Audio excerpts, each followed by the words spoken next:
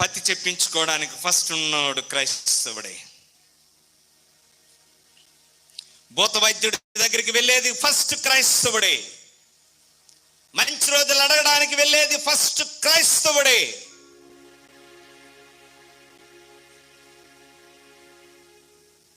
నేను ఒక విచారణలో పనిచేసినప్పుడు ఒకడు వచ్చి అంటాడు, ఫాదర్ గారు తెల్లవారు 3:30కి ఇల్లు కడదాం అనుకుంటాను, రాయి వేయడానికి వస్తారేటు. ఒరే 3:30కా? ఆ టైంలోన ఫస్ట్ టైం 3:30కి రమ్మంటాడేంటి? అరే 3:30కి ఎవడని రాయి వేయమని పిలుస్తాడా ఉదయం?